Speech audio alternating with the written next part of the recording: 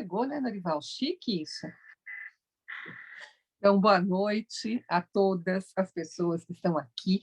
Retomamos hoje, em março, então, os nossos seminários abertos do Instituto Language, toda quinta-feira, às 19 horas, e eles ficam depois disponíveis no canal do YouTube.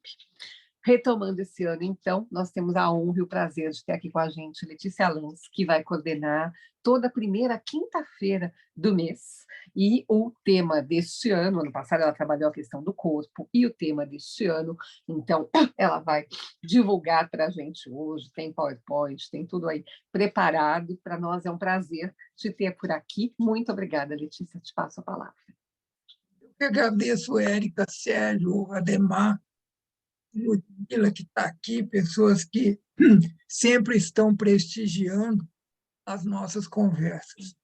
Para mim, é uma honra e um prazer muito grande, né, estar contribuindo para esses debates, trazendo ideias, trazendo polêmicas que sirvam para ampliar sempre os debates, porque a gente não tem certeza de nada. Então, se a gente debater, pelo menos a gente consegue alguma clareza de alguma coisa. O tema que eu pensei trabalhar esse ano foi normalidade e diversidade. Eu acho que essa dupla é muito importante para quem trabalha não só com a psicanálise, mas quem lida com pessoas, de um modo geral, né? Professores, médicos, qualquer tipo de profissional que esteja lidando com pessoas, essas questões ligadas à normalidade e à anormalidade. Eu não quero usar a palavra normalidade, eu estou usando diversidade no lugar, mas o que não é normal é anormal. Então, daí derivam uma série de procedimentos que vamos chamar minimamente duvidosos, porque o primeiro questionamento que eu vou fazer com vocês nesse campo é: o que é normalidade? Da onde que vem? Como é que ela é instituída? E de que forma a gente contribui para que ela exista ou não, né? Então, eu vou pedir licença para compartilhar algumas delas, só como ponto de partida para um debate que, como disse a Érica, nós vamos usar todas as quintas-feiras que eu tiver presente para poder aprofundar em vários aspectos. Hoje, então, é um pontapé inicial, um chute na bola para a gente ver em que terreno a gente pode transitar ao falar disso. Já está sendo? Já está aparecendo? Já está aparecendo, não está no modo apresentação, mas está aparecendo. Pode estar, né? Ainda não. Não? Não. Para mim, está no modo apresentação. Engraçado. Deixa eu ver esse outro modo. Esse aparece? Agora sim, joia. Ok. Então tá. Deixa eu só voltar aqui.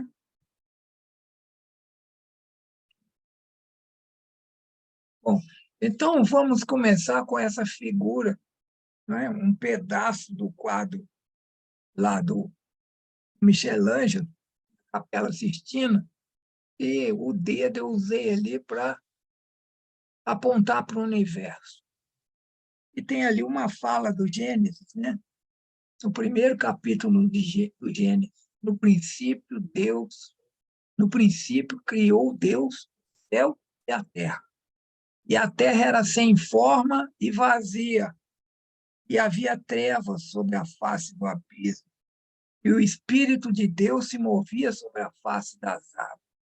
E disse Deus: haja luz, e houve luz. E viu Deus que era boa a luz, e fez Deus separação entre luz e treva. E Deus chamou a luz dia, e as trevas chamou noite. E foi a tarde e a manhã o dia primeiro. Então, nessa introdução de Gênesis, do Gênesis, que configura uma cosmogonia dentro da tradição judaica, né? Pois foi absorvida na tradição muçulmana e na tradição cristã, né? Deus é o organizador do caos. Deus é aquele que estabelece normas para dizer isso é dia e isso é noite. Deus é aquele que diz isso é luz e isso é trevas. E Deus é aquele que diz a luz é boa e as trevas são ruins. Olha a importância disso. Ele não tá organizando apenas o mundo material, separando a luz das trevas, separando o dia da noite. Ele está separando também, né, moralmente, o que presta e o que não presta. Então, a normatização trazida por Deus, incorporada por todas as sociedades, na impossibilidade de definir alguém que desse o pontapé inicial, sempre estabeleceram esses seres superiores, cujo objetivo foi de botar ordem na casa. A vida sem essa ordem, e é uma ordem, antes de mais nada, simbólica, né? A vida sem essa ordem é o caos. E Deus aparece como o grande legislador capaz de organizar o caos. Ele faz isso criando o quê? Normas. O que é dia, o que é noite. O dia é bom e as trevas são ruins. E por aí vai. Se você ler todo o Gênesis, está ali um princípio básico que ele fez em 7 dias de organizar o mundo e criar o ser humano, né? Então, daí nós podemos organizar essa lista aqui. A norma associada à ordem. A norma é basicamente um ordenamento do caos. A norma aparece em todos os campos da atividade humana, né? E a norma é uma forma de deter o caos, a desordem, o desconhecimento, a desinformação, embora ela própria não constitua o tempo inteiro uma afirmação categórica da verdade. Nem toda norma é verdadeira, né? Porque a norma pode ter sido baseada num mito ou numa interpretação errática da realidade, tal como está lá na caverna do Platão, né? Aquelas pessoas que vivem dentro da caverna estão vivendo de acordo com normas, com interpretação que elas fazem das imagens, das sombras que aparecem nas paredes da caverna. Então, a norma não é necessariamente verdadeira, mas para a sociedade que estabelece a norma, ela é mais do que a verdade, porque ela é um dogma, ela é inquestionável, já que ela representa a ordem. E sem essa ordem, nós nos tornamos perdidos. Nós precisamos de organizar o caos, que é, para nós, seres que simbolizam viver num local, num mundo, num universo onde não há ordem simbólica. Portanto, a norma, a ordem, ela é o contrário do caos, da bagunça. Por aqui, então, nós começamos uma jornada muito pesada, porque vocês veem, de um lado vai estar a norma como sendo a luz, que é boa, e do outro vai estar a bagunça, o caos, né? As trevas, que é o ruim. Essa antinomia, né, exposta numa dicotomia tão radical como essa, gera para nós uma série de questões.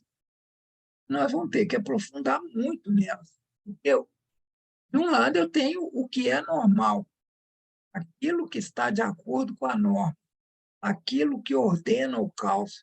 Do outro, eu tenho o quê? considerando que os seres humanos aprendem por contraste e por comparação. Então, aqui, o contraste básico é esse. Se eu estabeleço a norma, eu estabeleço o que não está de acordo com a norma. Aquilo que não está de acordo com a norma é anormal.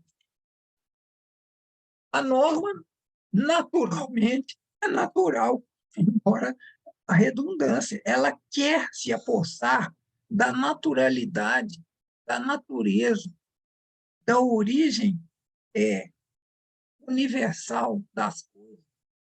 Ela não tem nada disso, né? Porque você pega a norma de gênero, por exemplo.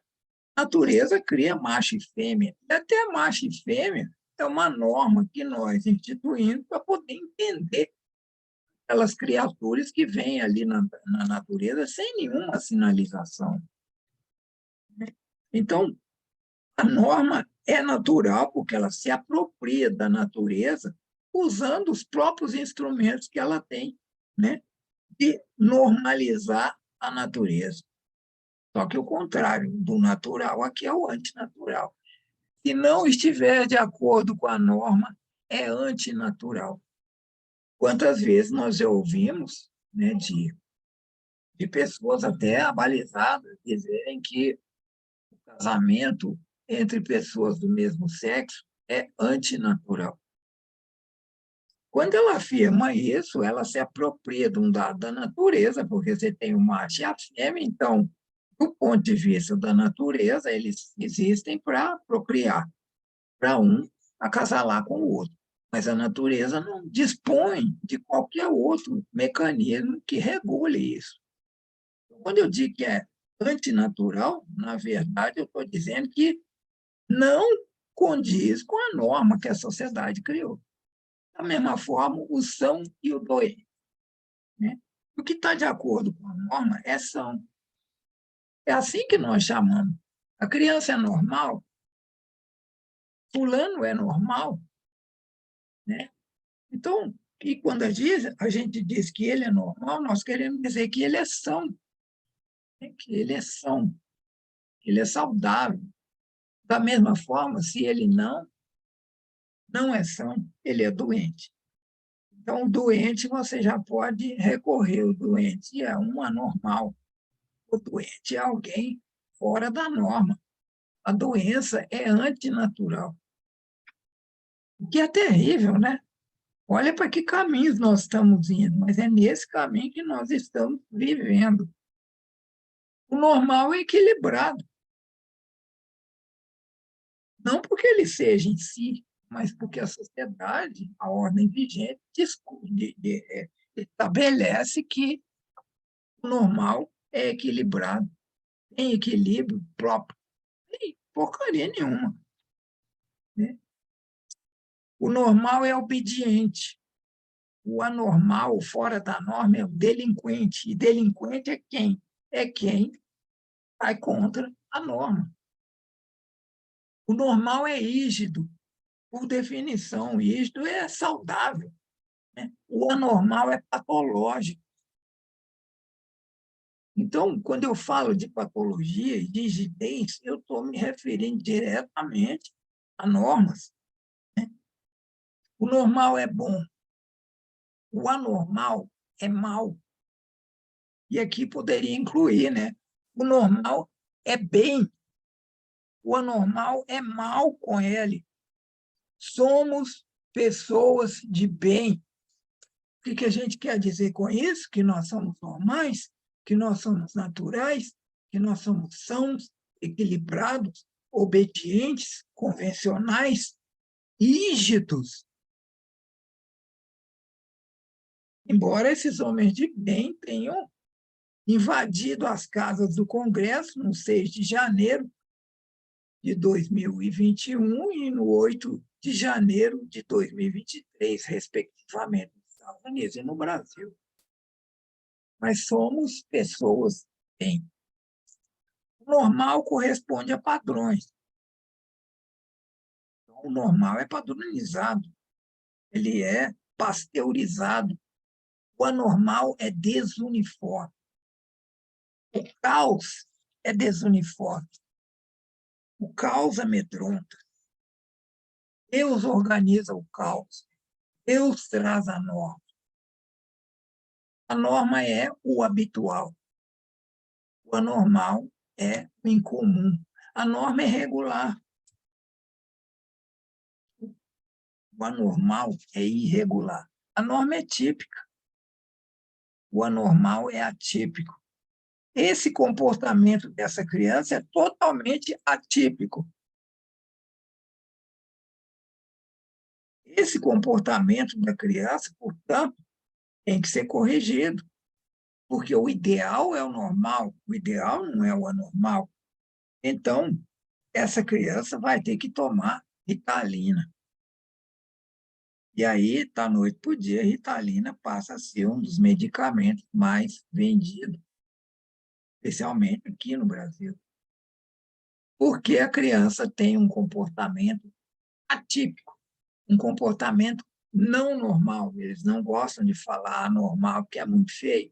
É um comportamento antinatural, né? Ela conversa o tempo inteiro, ela bate em outros alunos, ela xinga a professora. A criança deve ser doente. A criança tem tudo para ser um delinquente, um louco, um maluco, no mínimo é não convencional e excêntrica, né? Já que o normal é ser convencional. O normal é o desejável. Nenhuma família deseja ter o anormal em casa. Nenhuma família deseja ter alguém considerado antinatural, doente, louco, doente, excêntrico, patológico, mal.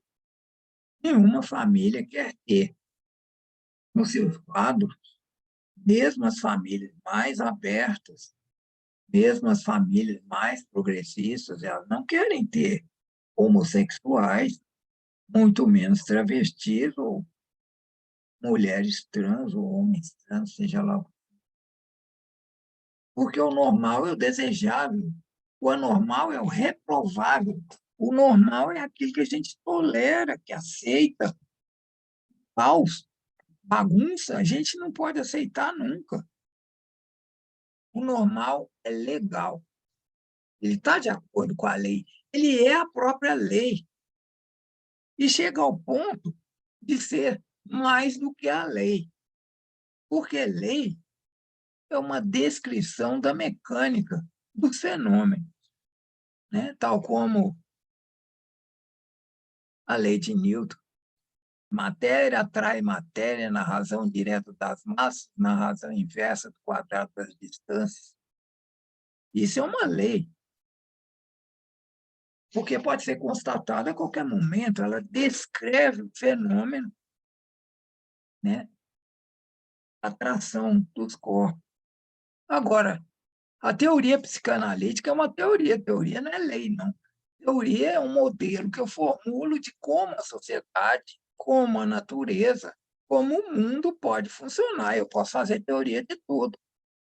Sendo que a própria norma é uma grande teoria, é uma produção imaginária da sociedade que não tem tamanho. Mas, ao ponto, o normal é capaz de substituir, né, ou de dispensar a própria lei, tornando-se ele próprio a lei. Então, questiona o normal, que é como se você estivesse questionando a própria essência do universo, né? Não, estou questionando só uma teoria, não, mas não é teoria, isso aqui é lei. O normal representa virtude, anjos, e o anormal representa o pecado, demônios. Não é à toa que todo comportamento desviante, portanto, anormal, antinatural, doente, louco, delinquente na sociedade é associado a uma atividade do capeta. O normal representa crenças, valores e teorias aceitas e defendidas pela ordem vigente, estejam elas erradas ou não. A teoria que manteve no governo, né, nazistas, na Alemanha, na década de 30 e 40, é completamente furada, totalmente errada. Mas ela era aceita e defendida pela ordem vigente, portanto, ela era normal. Matar judeus era normal. Defender judeus era contestar a ordem vigente, era contestar a norma, era contestar aquilo que é natural. Deus já dividiu assim, né? A norma é igual, é congruente. Congruência é muito mais bacana do que igualdade, né? Porque tudo combina, tudo encaixa, é um quebra-cabeça que não sobra espaço para nada, porque ele é, antes de mais nada, um grande dogma.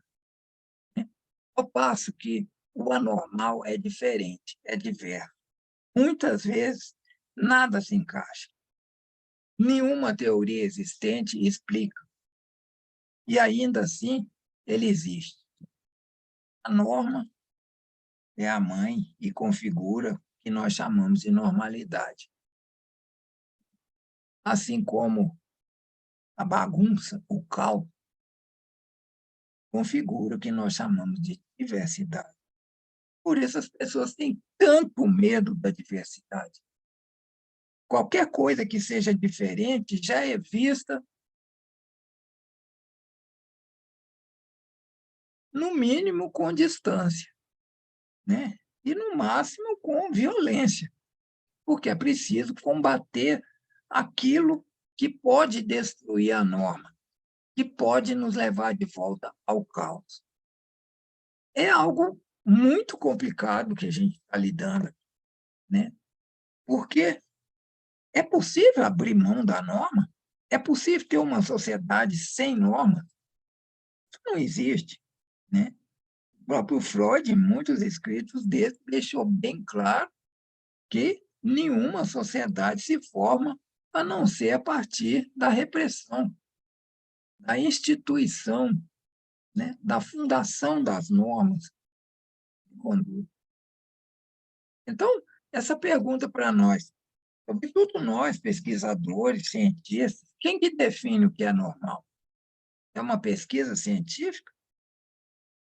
É o conjunto de genes herdados biologicamente pela nossa espécie?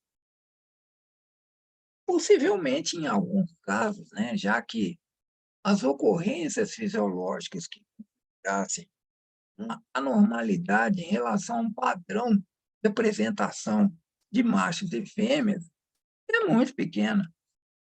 A maior parte da população nasce com os mesmos dotes, uns com mais capacidade, outros com menos, mas basicamente são os mesmos.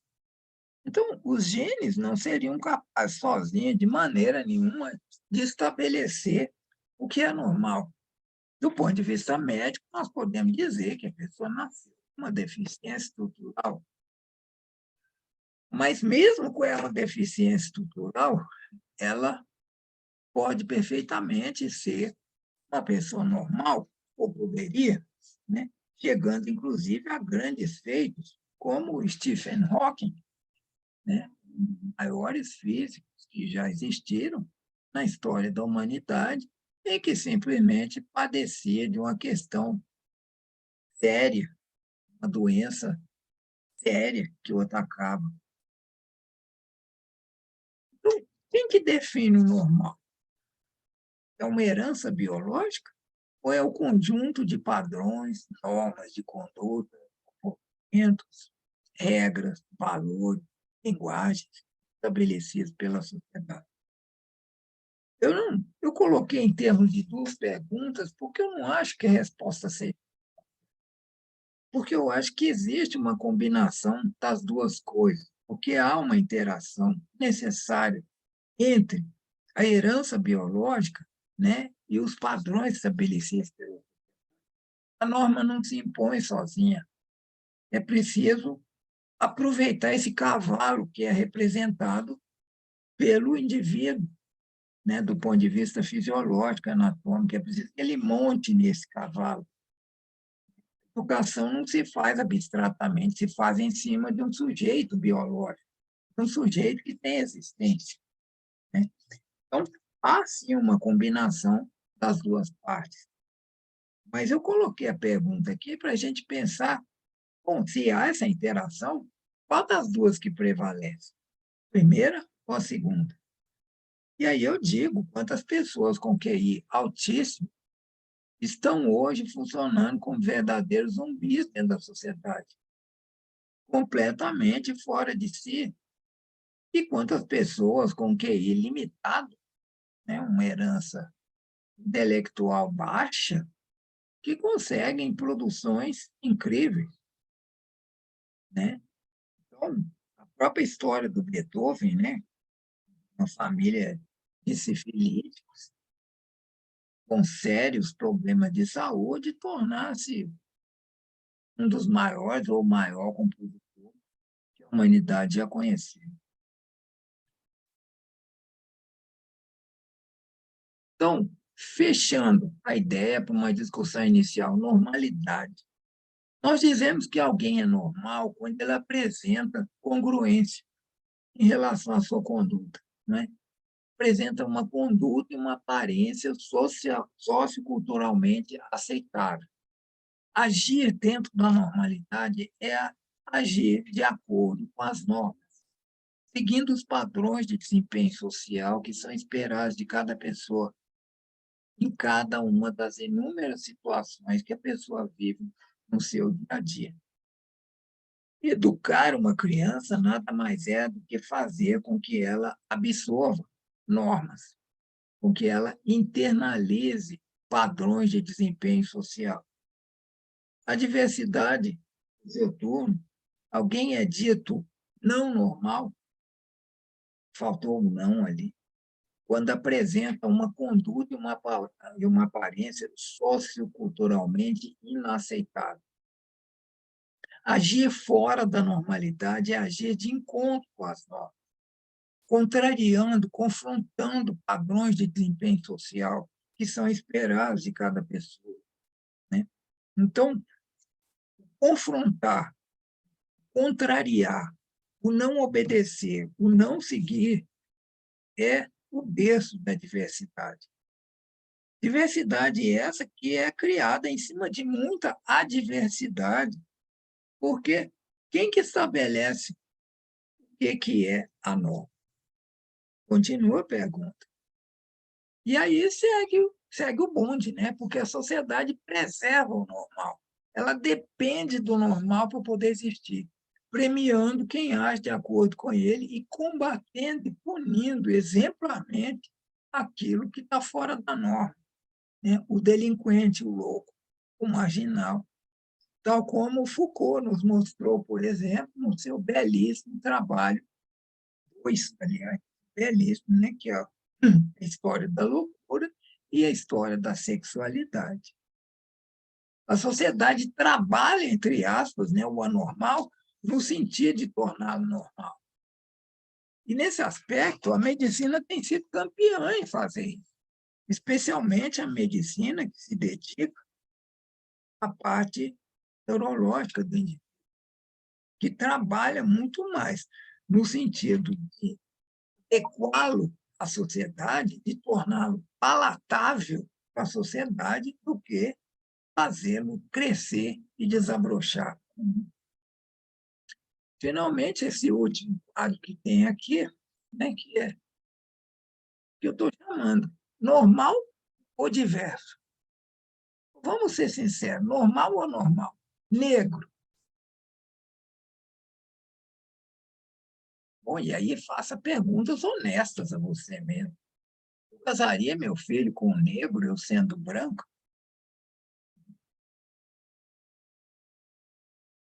São perguntas muito honestas. Mãe de família. Nossa, uma instituição da nossa sociedade, né? Extremamente normal e que é fonte, inclusive, de dores imensas para as mães que não têm condição de corresponder àquela norma de mãe de família que está aí, né? Que diviniza isso. A mãe que trabalha fora, a mãe que não pode dar assistência aos filhos, né? A mãe que simplesmente quer outra escolha para ela como mulher na vida. Mãe de família. Normal? Claro que é. O normal é isso. O anormal é o quê? É uma megera, incapaz de ser mãe. graduado em Harvard. Nossa, que coisa fantástica, né? Graduado em Harvard, é claro que é normal. Pode ser um débil mental, mas tem diploma em Harvard, tal como está lá no filme, né, O Mágico de Oz. Ele entrega um diploma para o homem de palha, que não tem nada na cabeça. Aí ele fala, mas com esse diploma eu vou ser alguém? Ah, vai, lá de onde eu venho, tem gente que não tem nada na cabeça, mas tem uma meia dúzia disso aqui, tá ótimo. Sapatão, prostituta, homossexual, mãe solteira. E isso não estou na década de 50 mais, eu estou no século XXI. Família, nossa, a norma relativa à família é uma das coisas mais belas que tem, inclusive incorporado todo o movimento fascista e nazista que eu conheço, né? Deus, pátria, família. Que família é? Faz uma consulta, né, no seu entorno e vê quantas pessoas têm alguma coisa parecida com essa família que a sociedade fala. Como naquele livro do professor Angelo Gaiaça, né? A família de que se fala e a família que se... Mas a família ou não? Mas qual família? Pai, mãe, né? Um homem, mulher, filhos, a família doriana. Porque uma família homoafetiva ainda sofre muito pesado porque ela é diversa, ela é anormal, ela não está dentro da norma. Ah, mas as leis mudaram, sim, as leis mudam, mas a norma não. A norma demora muito. Pessoa feia está fora da norma. Olha o esforço de uma pessoa que se julga feia, fora dos padrões estéticos normatizados por aquela sociedade, o esforço que ela faz para ficar bonita. Empresário pode ser o maior ladrão da espécie, mas ele é relevado como, né, o bambambam, bam, bam, é o normal. Pessoa bonita, portador de deficiência física, totalmente anormal, totalmente diverso. Muçulmano, especialmente numa sociedade ocidental, cristã, quem que ele é? É a última pessoa na fila do pão velho, usuário de drogas, travesti, ateu, traficante, médico, assassino. E aqui a infinidade de casos que nós podemos trazer à apreciação. Então, essa era a ideia inicial, dentro do tempo que a gente dispõe, né, para iniciar esse debate que eu espero levar adiante nas próximas intervenções. Então, como eu disse, é um pontapé inicial para a gente conversar em cima de um tema tão pesado e tão relevante para o dia a dia de todos nós.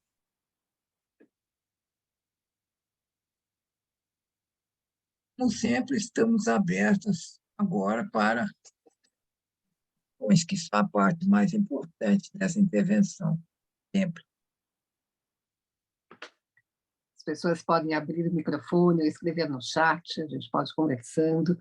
O tema é muito atual, né, Letícia? Acho que foi aí uma ótima escolha para 2023, né? Acho que a gente tem muito que discutir em torno disso.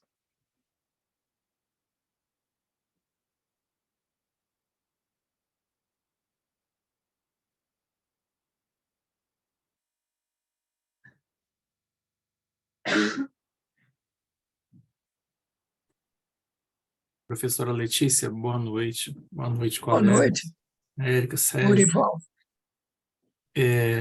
Eu fiquei pensando aqui, né, no quanto a cultura quando você falou da interação entre gene, né, e esses conjuntos de padrões e normas, né, no quanto, apesar da humanidade ter se constituído e estar dentro do mundo da cultura, na hora de se estabelecer esses rótulos, né, se invoca a natureza para dizer isto é natural e aquilo não é natural, né? Quando, na verdade, a gente já saiu desse campo da pura natureza, né? Há muito tempo. As pessoas falam, por exemplo, quando se referem às famílias homoafetivas, né? Com aquela história de que Deus fez o homem e a mulher, né? E falam como se as pessoas só se unissem para procriar e não para ter prazer, né? Isso é incrível, porque é um argumento muito raso, né? E, no entanto, ele é completamente desconsiderado. Esse discurso do que é natural, ele acaba tendo uma relevância enorme, né? Esse rótulo natural, antinatural, e a dimensão do que é cultural, que constitui a humanidade, ela é posta de lado, né? Acho que esse é um ponto para a gente estar sempre atento, não? Extremamente relevante o que você está trazendo, especialmente no aspecto inicial, né? Porque um dos trabalhos fundamentais que nós temos que fazer sempre é o trabalho deleuziano da desconstrução. O que nós estamos chamando de natural nessas colocações que você fez? O que há de natural na natureza que nós chamamos de natural? Nada. Porque tudo que nós conseguimos foi fazer uma imposição da cultura, né? Uma transposição das normas que nós criamos para viver em sociedade para cima da natureza. Porque ela não tem um logos próprio, para usar aqui a ideia de Platão, ela não tem esse logos para poder se entender a si própria. Quem entende a natureza, quem tenta fazer com que ela seja inteligível, somos nós, usando que critérios? O nosso, a nossa simbologia, a nossa linguagem simbólica. Porque, não, mas a biologia é assim. Sim, a biologia é uma linguagem simbólica. Ela não existe em estado natural na natureza, não existe, ela é uma criação minha, portanto, ela é uma teoria, ela não é uma lei, né? Há muitas leis dentro da biologia, há, por exemplo, a lei de Mendel, né? Importantíssima. São leis, que são descrições de fenômenos que acontecem. Agora, grande parte da biologia são meras teorias, como, por exemplo, essa teoria que diz que as pessoas já nascem prontas, que Deus criou o homem. Olha, é muita pretensão, né? Porque, na verdade, se Deus criou alguma coisa, foi um animalzinho que está ali, né? Que tem algumas propriedades que outros animais não têm, mas que ele não tem relação nenhuma com toda essa estrutura anti-caos que nós criamos. Ele é uma produção simbólica. O homem, como sujeito, ele é uma produção simbólica. Se você destituir esse homem da cultura, sobra o quê? É muito curioso, tenta separar a cultura desse homem para ver o que sobra. Um animal primitivo emitindo ruído sem sentido, né? E cumprindo a sorte das suas, dos seus instintos básicos. E, segundo Freud, todos se modificaram ou foram suprimidos por força da sociedade. Então, a relevância do que você está falando é que, quando eles dizem que é natural, não tem nada de natural. Então, o cara está falando no vazio. Espera aí, o que tem de natural no que você está falando? Seria necessário, como eu disse, que a natureza tivesse um logos sentido, né, que pudesse dialogar com o outro. Mas esse logos somos nós que estamos impondo a ela. Ela não nos trouxe nada.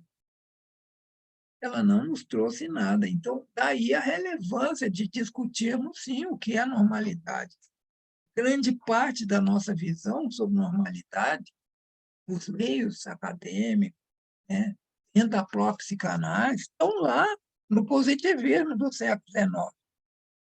Não saiu de lá, não, porque é uma visão totalmente conceitual, né? Em que você é capaz, por exemplo, de descrever patologias. Até certas patologias cumprem até leis, né? Leis naturais. Essas são realmente naturais.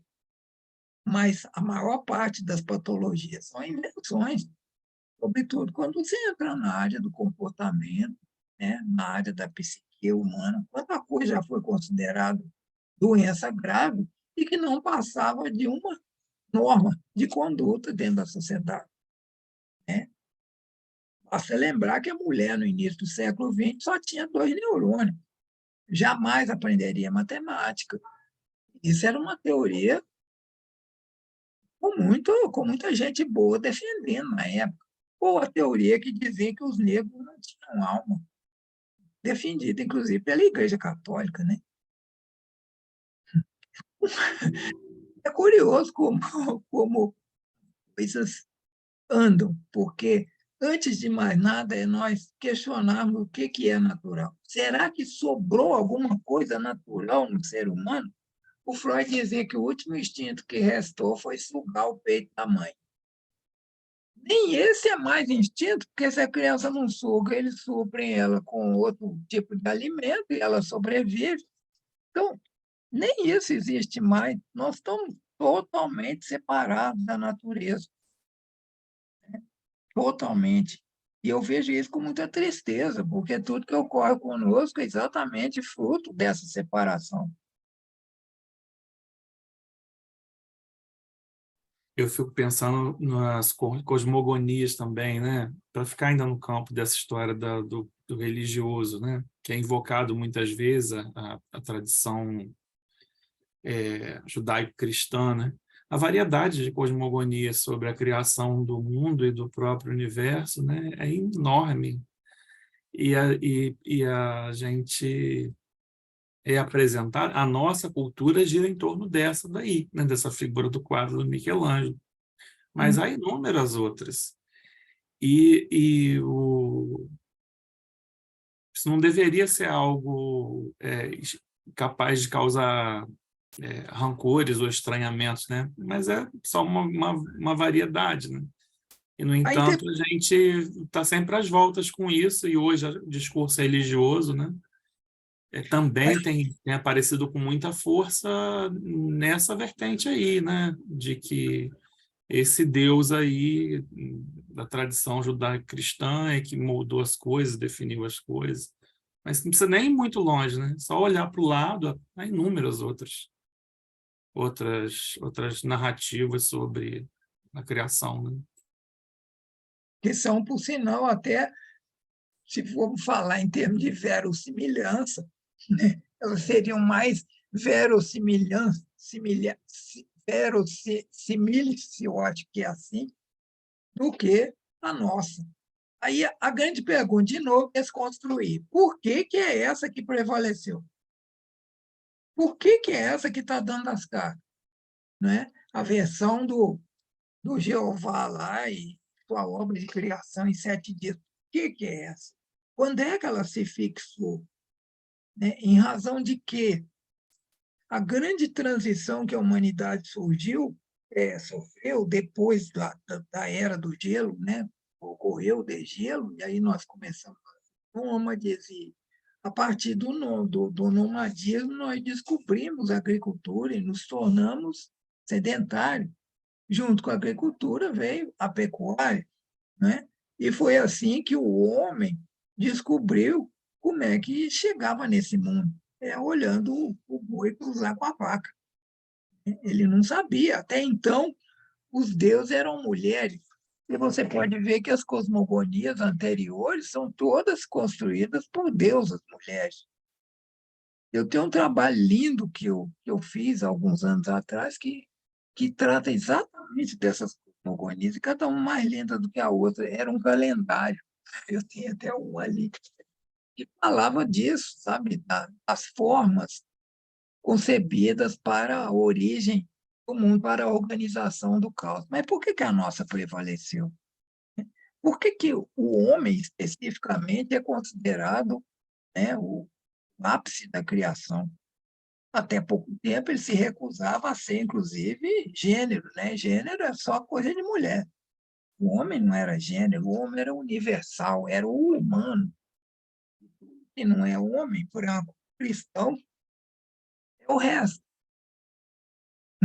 Fora da norma, porque o normal é o homem, cis, hétero, né? Então, na medida que a gente vai questionando isso, você vê por que outras teogonias não vingaram. Bom, elas podem ter vingado localmente, em nível de clã, de tribos, né? E tem hoje, inclusive, um sabor pitoresco. Mas, do ponto de vista do poder, o que triunfou foi o poder patriarcal. E é o que nos rege até hoje, que hoje está rangendo os dentes porque o normal está sendo duramente questionado. Então, por que o aumento do feminicídio no mundo inteiro? Porque está sendo questionado. Por que o aumento da guerra? Devia ser um trem tão antigo, mas não, é a própria marca da masculinidade. Né? O sujeito guerreiro, frio, destrutivo. É uma afirmação terrível para a humanidade que pode até não nos levar a outros momentos da história. Mas é a cosmogonia que triunfou e dá sustentação a esse imenso castelo imaginário, né, que nós traduzimos no simbólico diariamente e que nos faz sofrer. Porque quando alguém não se vê normal, é muito sofrimento. Quando ela se vê louca, quando ela se vê travesti, quando ela se vê homossexual, quando ela se vê portadora de uma deficiência física, quando ela se vê negra, é muito sofrimento. Um sofrimento causado pelo quê? Pela natureza? Nunca. Mas por uma moralidade, né, que faz parte, o centro estratégico da normalidade, é a moralidade. É isso. Bom, Letícia, Oi. vamos seguir a recomendação do seu médico. Oi, que beleza. Então, você está aqui fazendo uma contravenção, né? Como boa delinquente que sou. Como boa delinquente que você é, até nesse momento você está agindo de forma delinquente. Acho que foi um excelente começo de ano, né? Nós estamos abrindo hoje os trabalhos dos seminários abertos. Acho que a sua presença aqui é inestimável. Acho que teremos um ano inteiro para trabalhar.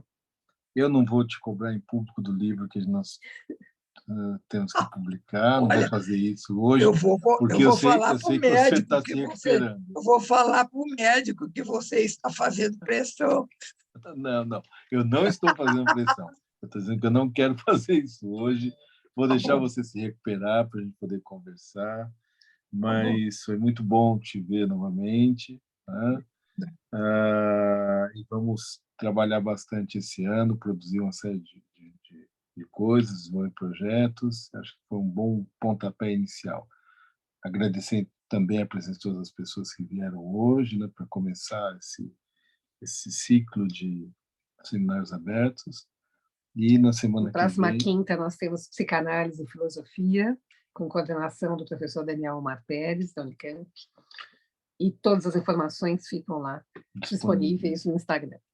E a partir de agora teremos na arte da divulgação o link para ser clicado diretamente lá na arte, né, Ludmila? Ludmila vai fazer essa Eu não vi, por coisa isso eu que, fiquei proeza. essa coisa absurda, mas ela disse que isso é simples, vai fazer, todo mundo vai ter acesso mais rápido às reuniões, somente clicando na imagem que vai estar disponível no Instagram e no site. Então, muito obrigado novamente. Espero que Até breve, Letícia. Obrigada a todas as pessoas. Obrigado, Érica. Obrigado, Sérgio. Boa noite para Tchau, todos. tchau. Tchau, minha irmã. Tchau, tchau.